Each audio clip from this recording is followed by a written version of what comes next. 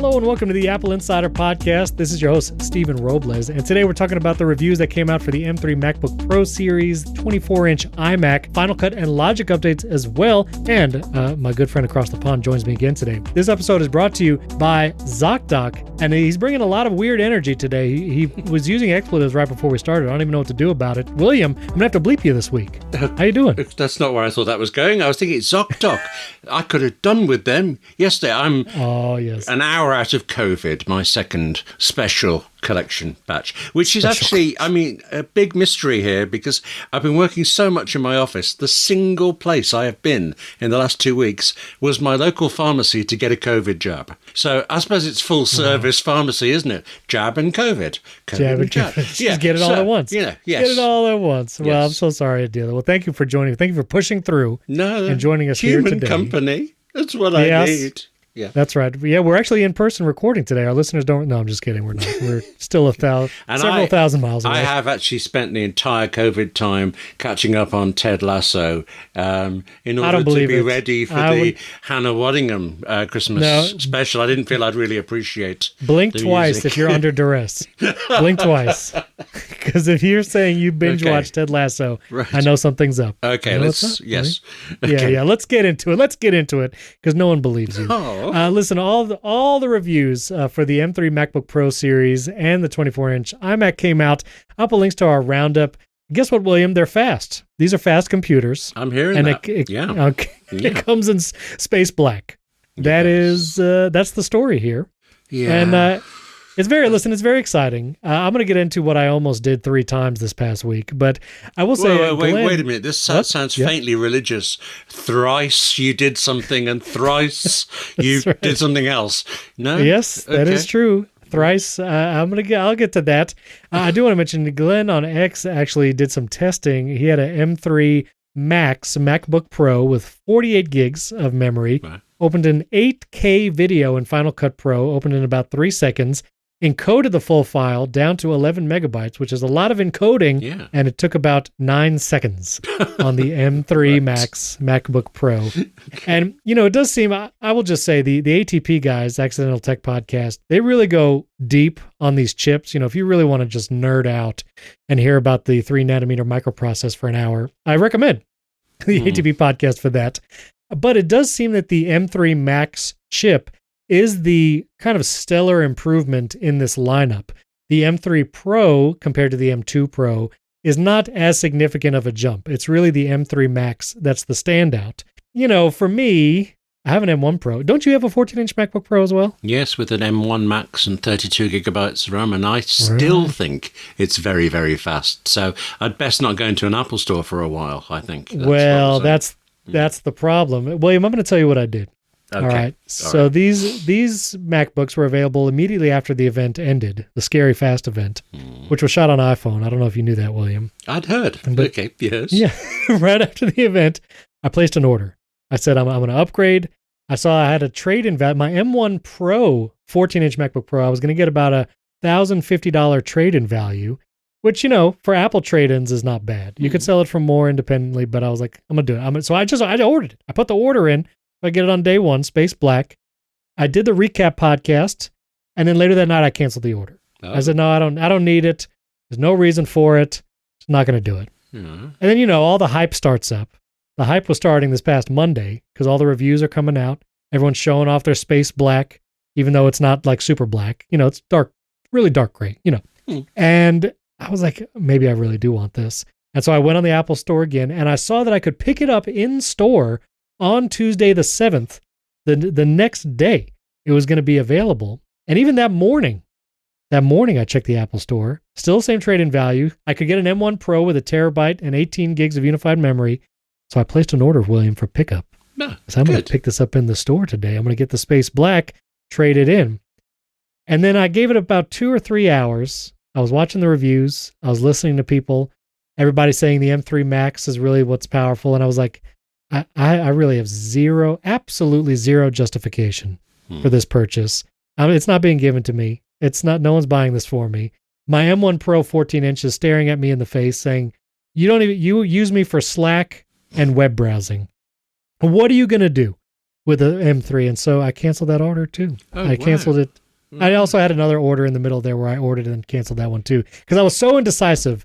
But I didn't do it. I didn't get one. So poor old Apple's online ordering system gets all excited and then hopes dashed. The other thing too is with the trade-in, you used to be able to bring your trade-in device and trade it in store. Oh, I didn't know that. You could walk in. Well, you can't do it anymore. That's the spoiler. Thanks for spoiling the story, William. Appreciate it. You used to be able to go in, hand them the old MacBook Pro. They hit a little things on their little iPod Touch or whatever, and then you get the new one, and the trade-in's done. You don't have to mail it away. And now it's on the ordering screen. If you do a trade-in in the order, they'll say, FYI, you cannot trade this in store anymore. You have to wait for the trade-in kit and mail your $2,000 computer back to get the trade-in value. And honestly, that was disincentivized enough where I was like, all right, I'm going to cancel the order. And that kind of really did it because I was about to do it. And then I was like, I don't want to send it back. Okay, but you have been talking about this for, I don't know, a minute, maybe 2 minutes. Yeah. Have you changed your mind back again? I don't know. Maybe we'll see if you convince me by the end of this episode. Did you watch some of the video reviews? The Space Black looks nice. It looks nice. It really does. It looks very nice. I'd forgotten how much I miss. I used to have a black PowerBook G3 that I utterly loved until I got to BBC News one morning, opened up the case, and I'd somehow cracked a screen down the middle, and that's my last memory of that wonderful machine. So I'd forgotten all of that until this black one came out. I never had the black MacBook. When I was in college, I saw people with that, like the ultra black MacBook, where it was like legit black, hex code 6 zeros, yes. It was black. And, fingerprinted like crazy, but it looked cool. It looked really cool. Mm-hmm. And, I've never had a space black anything. I didn't get the jet black iPhone 7. Were you a jet black iPhone 7 guy? Yeah, I didn't get that. Dutch didn't remember there was a jet black iPhone 7. Goodness. The 7 seems so long ago, doesn't it? It was at least 13 years ago, I'm pretty sure. But anyway, these computers are really fast. I think if you're in the market, for my decision-making process, I have a Mac Studio on my desk, and that's actually my workhorse machine. And I had the M1 Max when I got that because, listen, I'm not editing 8K video. Like I know thyself a little bit.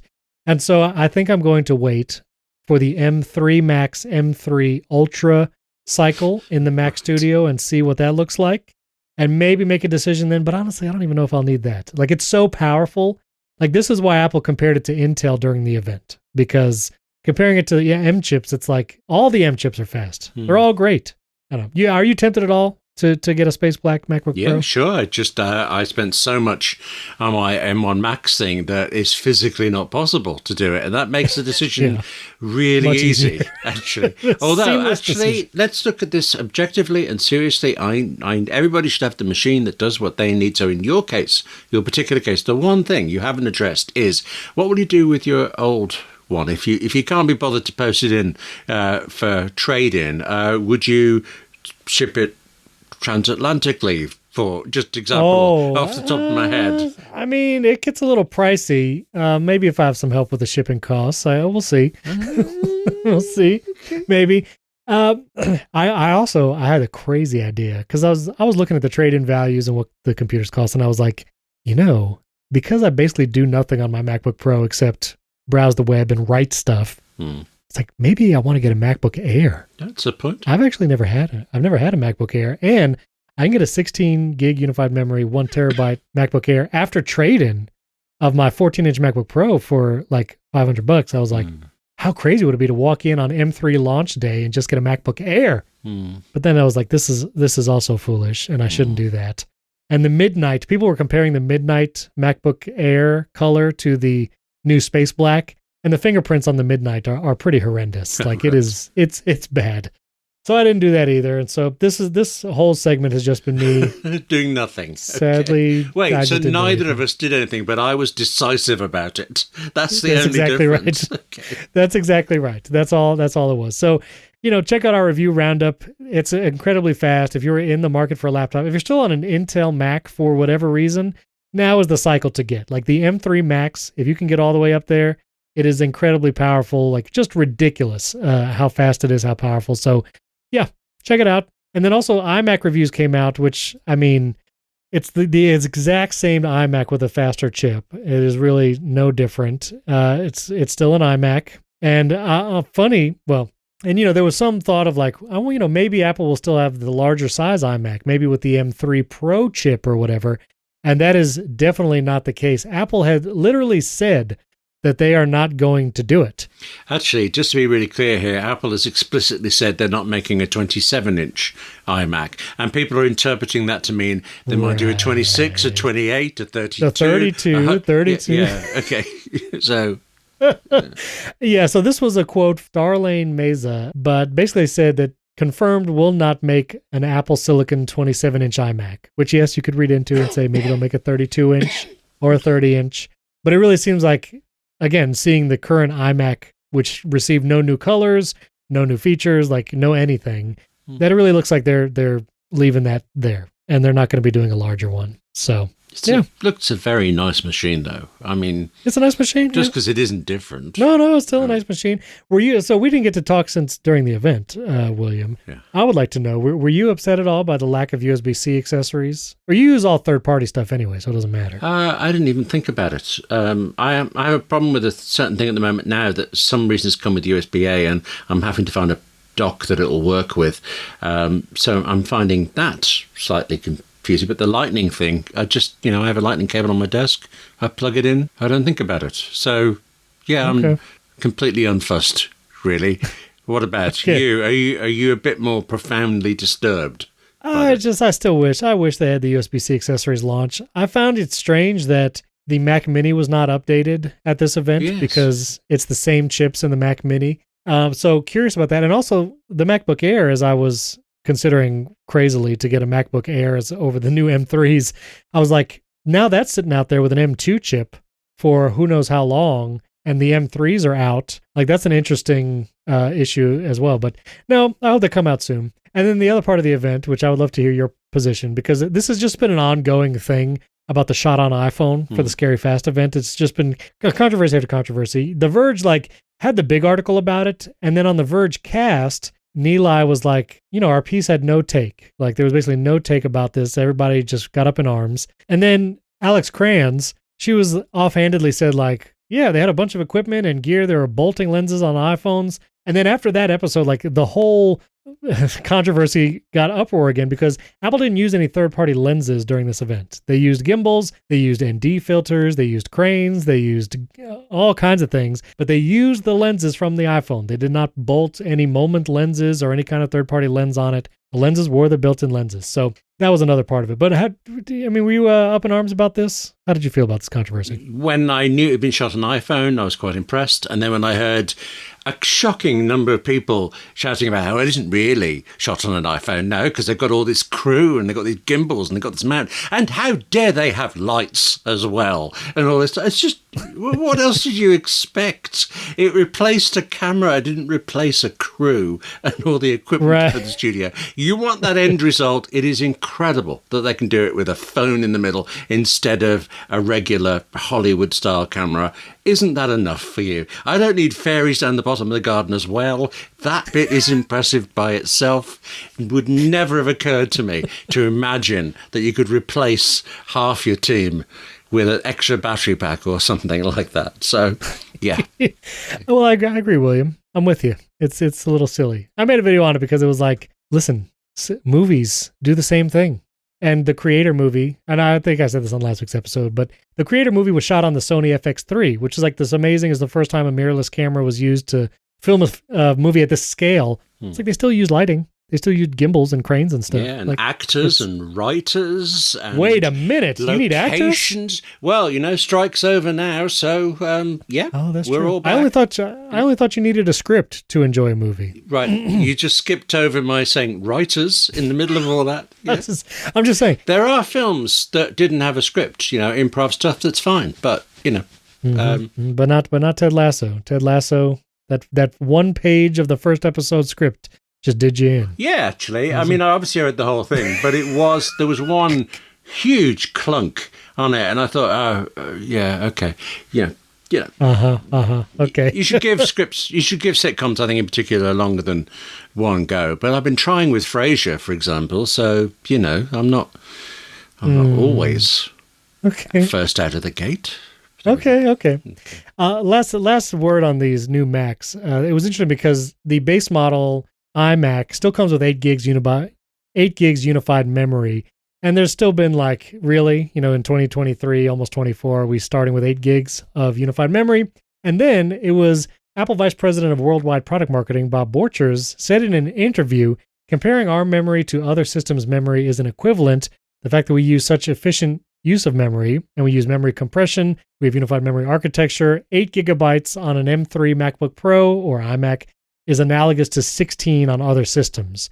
And this has been something I feel like has always been something said of Apple computers. Like even when I got my G4 PowerBook, it was it's 4 gigs of RAM, but because it's the Apple operating system, it's really much faster. And honestly, in practice, it was. I mean, I had a Dell PC with 4 gigs of RAM, and then I did a 4 gigs of RAM in a PowerBook, and it was a world of difference. But I think it was interesting for Apple to just come out and kind of make this equivalency in a quote. I'm slightly embarrassed about it because I'm same as you. I've always been aware that Apple uses fewer amounts of RAM, less amounts of RAM.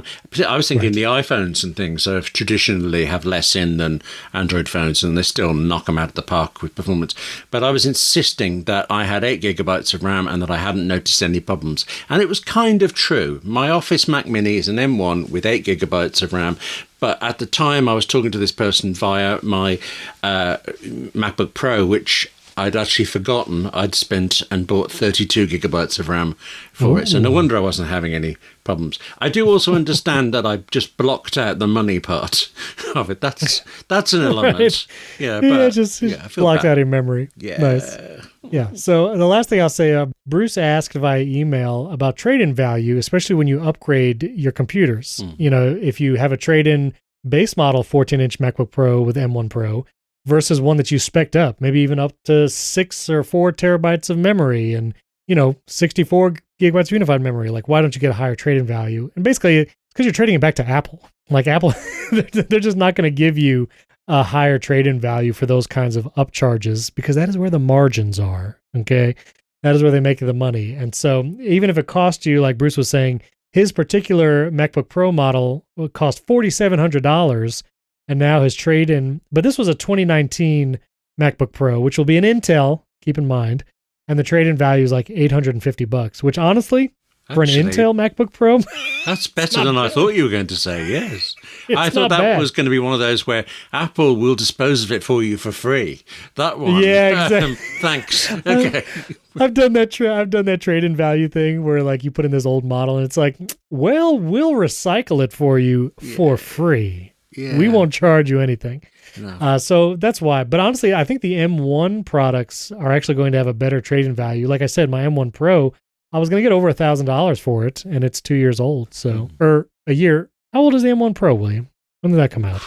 First things were 2020, so probably 2021 when these models came out.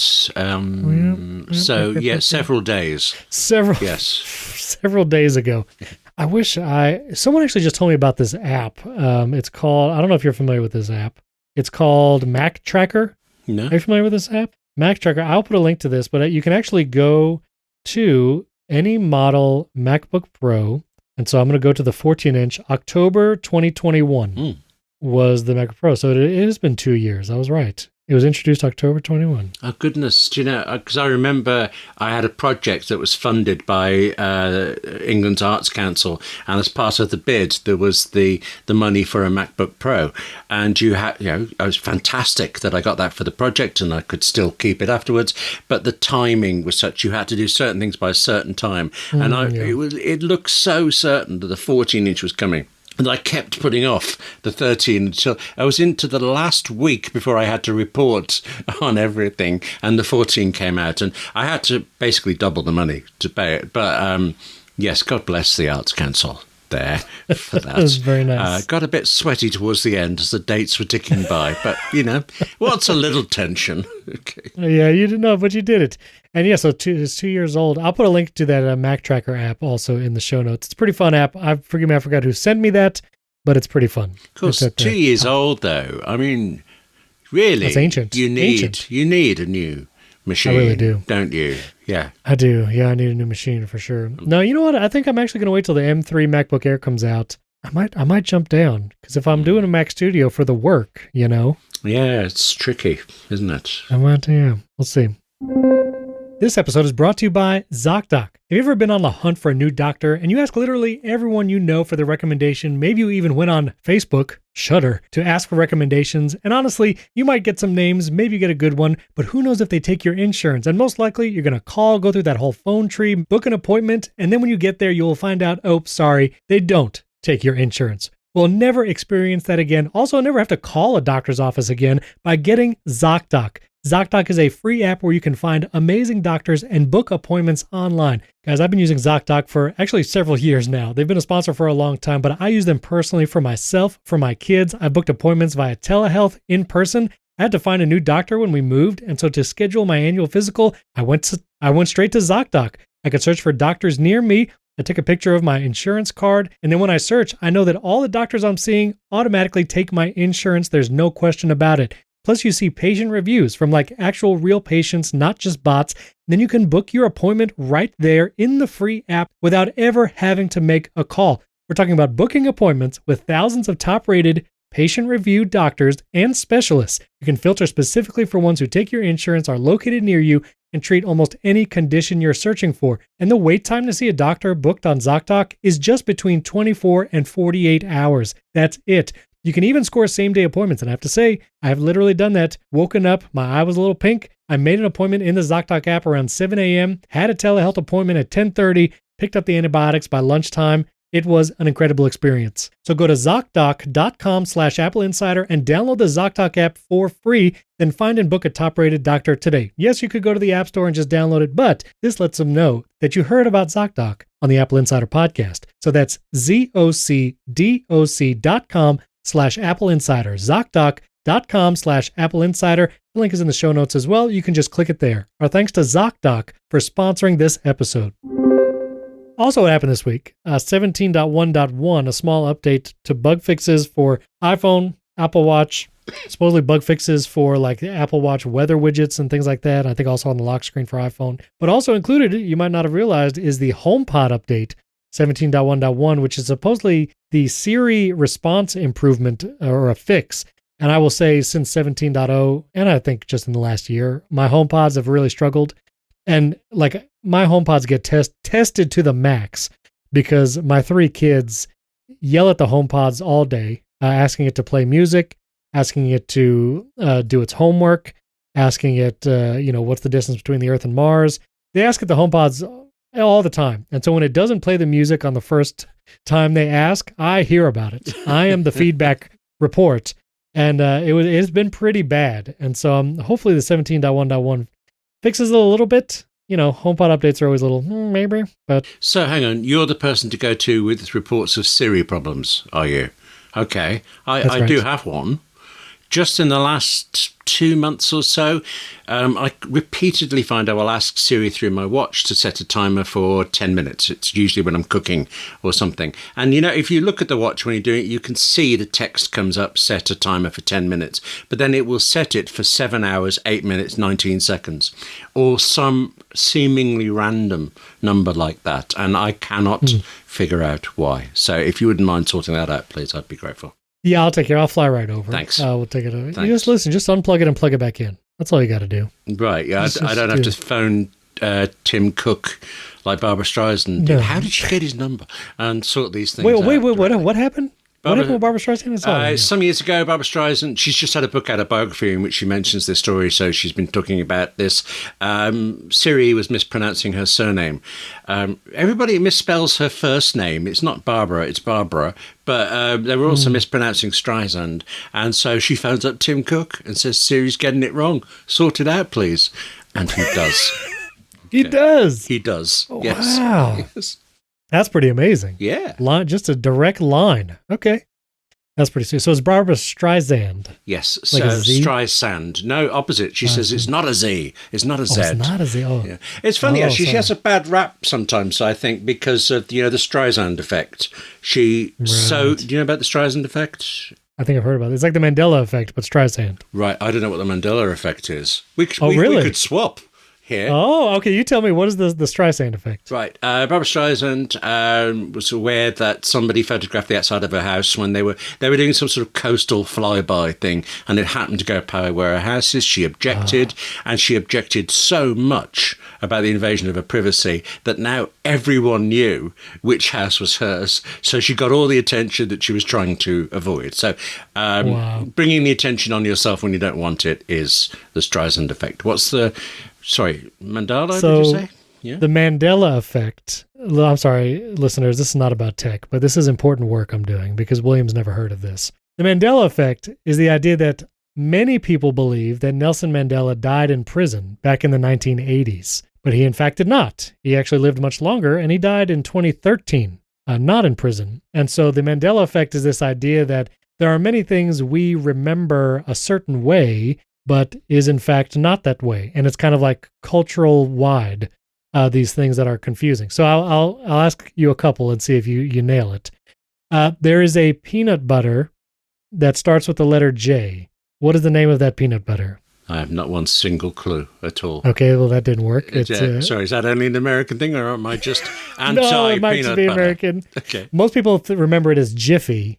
No. But it is actually Jif peanut butter. Okay, let me try another one. Are you familiar with Looney Tunes, Yes. the cartoon? Yes. How do you spell tunes in Looney Tunes? Oh, that's interesting. I remember Looney. I think it's spelled correctly, Tunes. That is correct. Most people think it is Toons. All right, we'll try two more. This is pretty good. Okay. Curious George. Are you familiar with that book? This is a Dar Williams song that mentions Curious George, so I've heard of the name, but I couldn't tell you. I didn't know it was a book, for example, so, okay. Okay, let's not do that then. The Monopoly Man. Have you ever played Monopoly? Well, I'm papyrophobic, so small pieces of paper are really big difficulty for me. Money. So I've seen it played from afar in stadiums, that kind of thing. Yeah. Do you know Mr. Moneybags, kind of the main character of the game? Actually, he has a top hat. Lead pipe cruelty. I've heard of that. Oh my goodness! Apparently, William is totally immune to the Mandela effect. Okay, C-3PO. You've seen Star Wars, right? Yes, I have. Yes. Okay.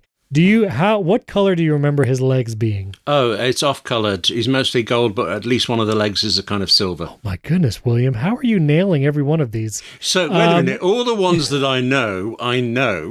I'm doing brilliantly. Yeah. Just not on the ones I don't know. Okay. This is actually infuriating that you're not falling for any of these. Okay, are you familiar with the cereal Fruit Loops? I think, yes, breakfast cereal kind of thing, I suppose, but never seen them in real life. So this could go either way. How they spell fruit in Fruit Loops? Right, not a clue. I'm assuming. Oh my goodness. Oscar Mayer. Do you know Oscar Mayer, the brand?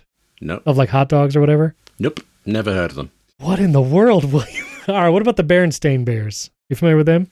No, is that a sports team or something?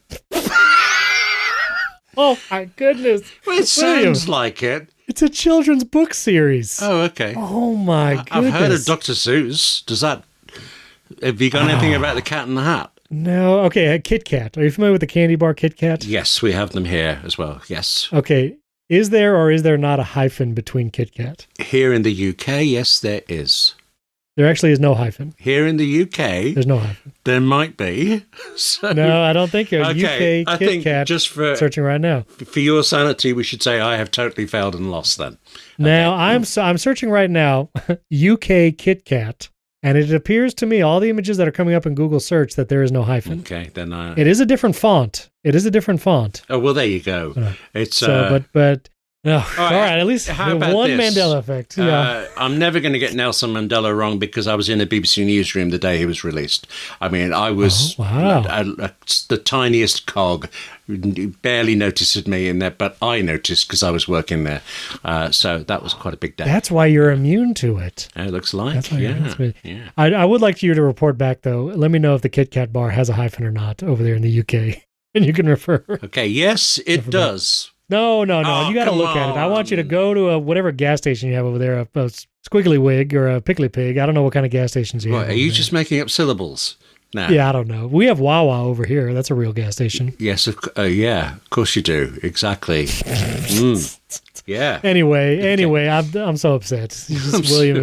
William is unstoppable. He's basically a superhero. Okay, there were some updates this past week to Final Cut, both on, well, the updates are not out yet, but they've been announced. They're coming this month for Final Cut Pro on Mac and on the iPad, plus some Logic updates. Really welcome updates, actually, on the Mac. Things like the auto-scrolling in the timeline. So if you're pressing play and previewing, it will follow along with the playhead as you go. You can also collapse things into the timeline if you have a bunch of overlays or other things. If you want to collapse it all down for visual simplicity, you can do that. I'm looking forward to these upgrades. Yeah, same here. Absolutely.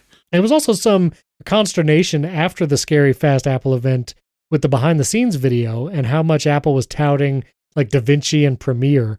And everybody was like, oh no, is Final Cut Pro going to go the way of Aperture? Oh. Which I will say, I'm scared of that too, because I'm still mad about Aperture and I still want it back, and maybe Apple could bring it back. But people were saying, Final Cut Pro is so far behind these other platforms, which I don't use Premiere, I don't use DaVinci Resolve, so I don't know. To me, Final Cut Pro is wonderful. Yeah, I love it. Absolutely adore it. And now I'm scared. Thanks. Okay. Listen, I am too. I don't want it to ever go away. But, I would not be happy about this. But if the choice was either you have to pay a subscription for Final Cut Pro on the Mac, like you do on the iPad, or Final Cut goes away, I would ask Apple to start a subscription, please, because I want to keep it. Yes. Hopefully it's not too expensive, but I would do. So you would do that too? Yes, absolutely. Yeah. Yeah, absolutely. But hopefully, these updates are good. Nice to see them still coming. And also Final Cut, and they just announced Final Cut on the iPad this year, so I don't think that we're close to them going away. So anyway, I like Final Cut. It's great. Highly recommend. Also, there's been some CT scans of AirPods, which I just love this. I think it's the same company who did the CT scan of the Thunderbolt cable from Apple. Yes, it is. Yes. It is the same one. What is the company's name? I'm looking here. I want to say LumaFusion, but that's a video editor. Luma Fields. Luma Fields. There we go. So, yeah. So they did the CT scan of the Thunderbolt cable versus like super cheap USB-C cables on Amazon, which is fascinating. Now they have CT scans of cheap AirPods. And I just love everything about this because it is so clear how little is in the cheap knockoffs that you would get at like a gas station and why they sound terrible and why AirPods are so good. You wrote the piece. Was there anything that you pulled from this? Well, at first I was thinking, how many of us can carry around a CT scan? But then on the other hand, you don't really need it. The fact that the price is $20 or something. 20? That's high. It's a clue, I think. But for why it's so rubbish, it was hugely entertaining. Yeah. I think I particularly like the fact that one of the ones tested just bunged in a piece of metal just to give some weight. Why not? Make him seem a bit nicer or something. So funny. My kids literally did, this was before they had AirPods. We were on a road trip in a gas station and they saw fake AirPods for $15. And I know one of them bought it and it seemed like the most amazing thing at first. They sounded terrible. Yeah. But they were wireless headphones. I think they lasted, not because they ruined it or were rough on them, but they just lasted maybe about a few days and then they just died. It's terrible. So, yeah, that's pretty fun. You can watch that. I want to mention this too, William, and I'd like to hear your thoughts. Humane came out. They're this previous Apple execs are part of this company, and it's, a lot of hype about this AI pin. Well, we finally have a price for the Humane AI pin. I will put a link to their website. You can also watch kind of a video about it now. It is going to be $700, plus there is a subscription fee. I think $25 a month because it connects to like T-Mobile cellular, at least here in the US. And you need to have data because it's pulling from like ChatGPT and other AI services. So you have to pay a monthly fee after buying the pin for $700. There's no way to interact with it physically. Unknown whether there's going to be an app. There will be a website that you go to like manage its settings and all that kind of stuff. And then you can talk to it. And it will use AI to do stuff. And there's actually like a demo video now on their website. You can check it out. It comes in several colors. It looks like black or white. And you just pin this on your clothes and you have an AI follows you around. Everybody's hating on it. Everybody loves to hate on Humane. And, I won't judge it until I actually see like how useless this thing might be or not. But you can start ordering it November 16th, next week. And that's that. I didn't know the price. I'm still kind of processing that. It feels, as an extra, it's quite a lot of money. As a replacement for something, is it actually cheaper than a phone? I don't know. I mean, it depends what it does and how well it does it. Yeah. Doesn't it? I mean, I'm always mentally picturing a Star Trek communicator kind of thing, and that'd be fine, I mean, that'd be works cool. On the Enterprise. It could work everywhere. I mean, some obvious problems and shortfalls, and I know I'd be whacking it with my hand and knocking it off every single time, but it's it's interesting. So it's going to have it's going to be able to take pictures and video on the thing, so that's interesting. Mm-hmm. And there's also a trust light. They're calling it a trust light on the top, and it will glow certain colors depending on what it's doing. So if it's taking a photo, it'll shine green. If you're on a phone call, it'll be purple. If the mic is being used, it's orange. If it's scanning something, I don't know what kind of scan. I don't know if it's like a Baymax scanning for your health or what, but the light tells you what it's doing. And there's also another light that faces out, but to like the other people, so they know what's happening. Then there's another small LED light that shines upward called a beacon, and it also tells you several different things. So that's interesting. They're saying it has an AI mic. There's some tap gestures. You got double tap. You can. I can whack it. I can whack it. Oh, yeah. Oh, right. Okay. Right. Yeah, it's starting to seem more reasonable. Okay. That's the selling feature for William. Yeah, nice. But yeah, it does all this. It also has Wi-Fi 5. Get out of here with that. Anyway, Wi-Fi 5, Bluetooth 5.1. Again, it has cellular connectivity connected to T-Mobile. I'm curious what this thing will do, if it's useful or not. But it's the first time we actually have a demo video of it, because previously it's just been teased in like bizarre, videos. Yeah. So, yeah, there it is. Does it still do that projecting buttons onto your hand kind of thing that we saw in the TED Talk? I think so. I can't see it immediately, but maybe. I think. It occurs to me that if this were primarily a communications tool, the number of times I actually phone anybody these days is so much lower than it ever was. So now, I'll tell you right now, if this thing can scan the person in front of you and in your AirPods tell you the person's name because you forgot it, but this person is someone you're supposed to know, I'd buy it. I'd buy it for that. And that's actually a problem for you, Fred. I just... listen, it is not a problem usually, but, sometimes... someone comes up to greet you. You're a very popular guy. You have a Wikipedia page and all. I imagine this happens to you. Someone's like, William Gallagher, it's been just a few years. I can't remember. We've been best friends and all that. And you don't even know who this person is. Yeah, well, the thing is, you just say, did that get sorted out? And always, there you are. That's how you get around that. I like that. Okay, very good. Well, I'll put the link to it if you guys want to see that demo video. It's pretty interesting. I want to talk about Apple Watch saves lives in a moment, but I also want to mention I upgraded my internet, William. I don't know if you saw. I upgraded all the way. Hang on, where would I have seen this? I am not watching your home every minute. Is it that you're talking faster than you used to because you can? No. I did a couple videos on this. I upgraded my internet because my fiber internet provider now offers 2 gigabit speeds and even 5 gigabit speeds. And I was very excited about this. I didn't go all the way to 5. I felt like, I can talk to William with probably a third of a gigabit at the most. I feel insulted, and I'm not sure why. No. I'm just saying you're so clear. The way you speak, it's so articulate. I don't need that many gigabits to hear you. Okay, I feel you're crawling now, like you're building up to something. No.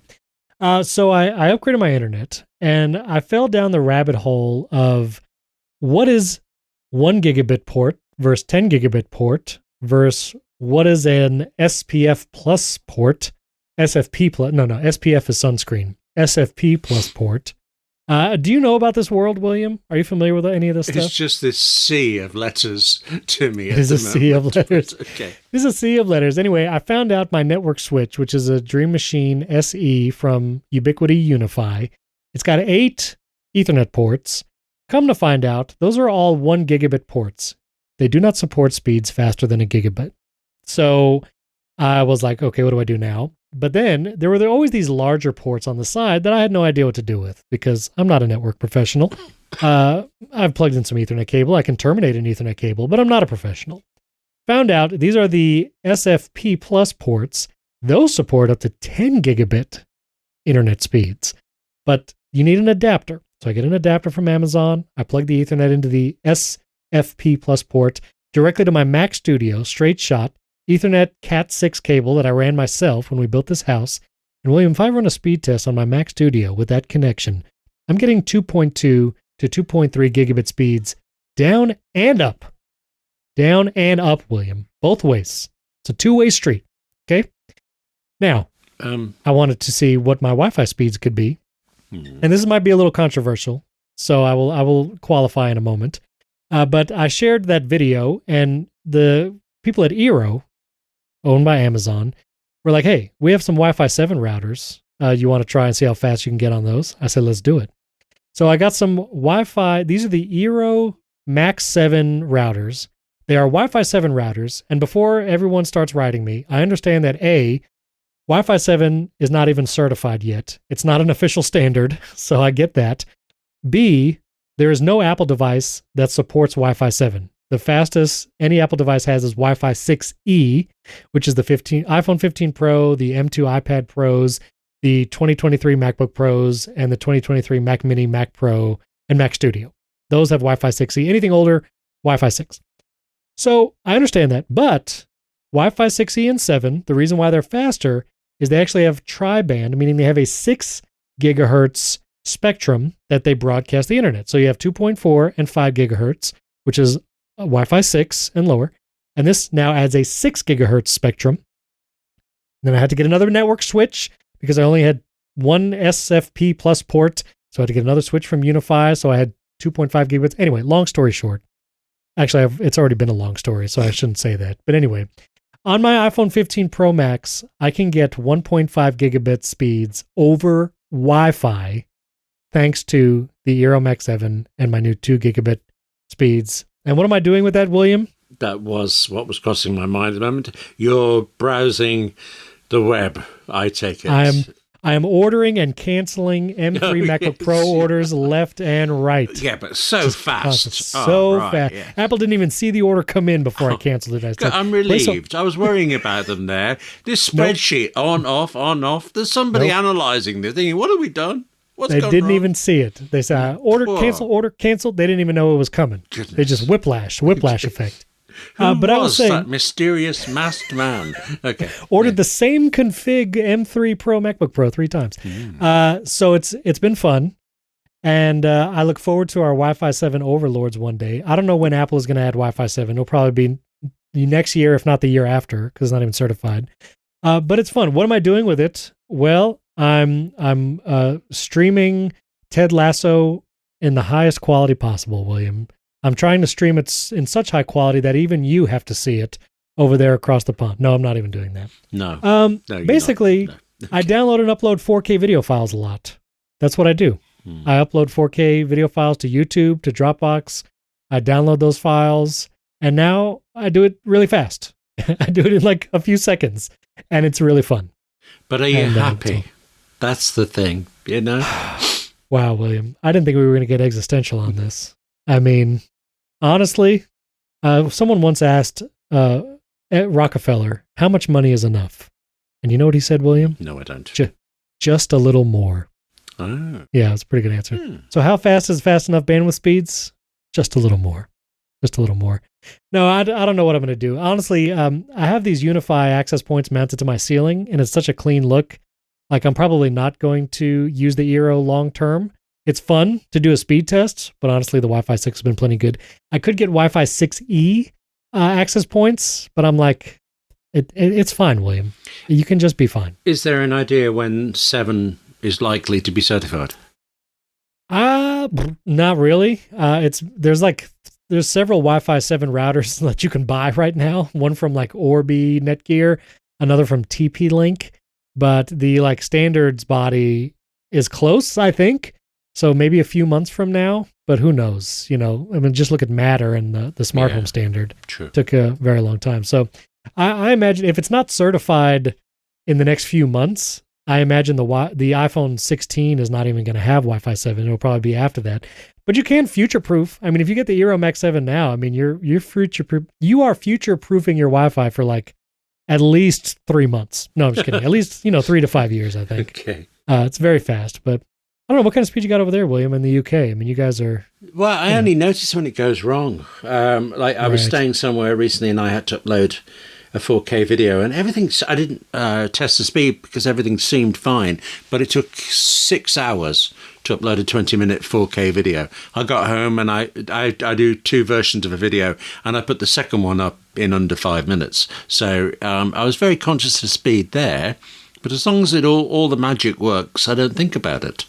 Really, I feel a bit inadequate now after that. You never freeze. You never freeze on our calls here. It's all good. It has actually happened. I ran a workshop here for the Writers Guild, and I'm mortified the fact that the connection kept dropping, and it turned out I'd loaded up a VPN to check a fact on some US site and forgotten to switch it off. And for whatever reason that day, that VPN was crippling the speeds and terrible. things. So, yes, yeah. I've done it, and I've had the scars. So, I'll tell you what, I'll run a cable. I think Cat 6 will reach. And the speeds will stay up. I'll run a cable to you over there. Yeah, thanks. I drop it in the ocean. That's good. Oh, here it comes now. Yes, you're very fast. You do know internet across, like our voices right now are actually going across an undersea cable at the bottom of the Atlantic. Yes. It's wild.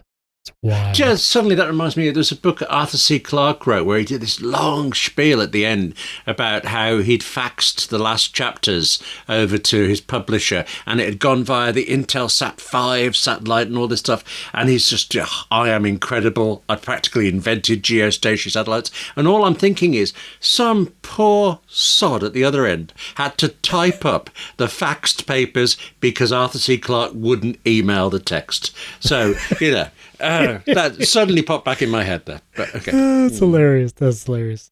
All right. Well, I want to end on just this last story. This is from AppleInsider writer Daniel, and he was saved by his Apple Watch, which is just a wild, incredible story. John Gruber actually shared the story on Daring Fireball, and there's a pretty graphic picture. There's a pretty graphic picture in the article. Just to be warned, if you're going to go visit it, of Daniel in the hospital. Pretty bloody, but he was in a car accident and he was alone, and his Apple Watch called emergency services for him because he had crash detection on his Apple Watch and it could contact emergency services, and he was rescued because of it. And it seems wild. Yeah. And, we've heard about a lot of these stories. This one is just a little more closer to home and personal because we know Daniel and have worked with him. I think it was actually on a couple early episodes of this podcast, but a wild, just incredible story. I've never met him, but we've messaged, and of course I've read all his stuff. So once you recognize the name for something, everything seems suddenly so much closer. And it's wild. And there was also another recent story about someone with diabetes. Actually, the Apple Watch alerted them. Yeah. And they were able to, again, seek medical assistance and receive help for it. It was a 40-year-old Las Vegas resident, Josh Furman, fell unconscious due to low blood sugar, and his Apple Watch Ultra dialed 911 for him, and emergency services came, which is just amazing. And, Apple Vision Pro, it's exciting. It's coming early next year, but I do feel like when it comes to Apple devices that are going to make long-lasting differences in people's lives, I think this is a big deal. And, a lot of the heart detection and beats per minute that people have reported. I also know someone personally who actually was in kidney failure. Goodness. They did not know, but their Apple Watch alerted them of a low heartbeat and went to the hospital only to discover they needed a kidney transplant. And it led to several months and lots of treatment, but eventually got the transplant and was okay. But it was the Apple Watch that did it. And that was several years ago, like before Series 8, 9 and all that. This was like I think a Series 5 or 6. So yeah, it's pretty amazing. It's impressive. So we'll put a link to that article in the show notes, of course. And if you'd like to get William some faster internet, you can contact him on social media. I thought the cable was almost at my door.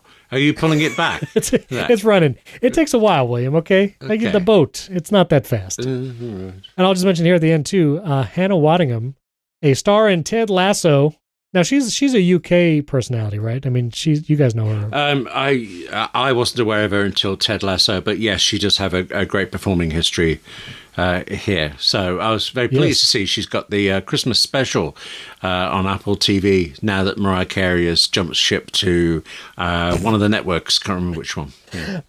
I'm here for the Mariah Carey memes of her like defrosting every November out of like cryostasis or whatever. Actually, I'm pretty sure this year, whichever network Mariah Carey is doing, it means she's done a Christmas special on all of them, on not only the 3 major networks, but whatever the other cable channels are for. She's done an amazing amount on all of them, so it seemed only fair that whoever this last one is gets their turn. It's pretty wild. So, yes, we'll put a link to that as well, but you can watch her Christmas special on Apple TV+. Links to everything we talked about, of course, in the show notes. You can support the show at patreon.com/AppleInsider or directly in Apple Podcasts. You can contact William and myself across all the social medias networks, and those links are in the show notes as well. Thanks for tuning in. We'll catch you next time.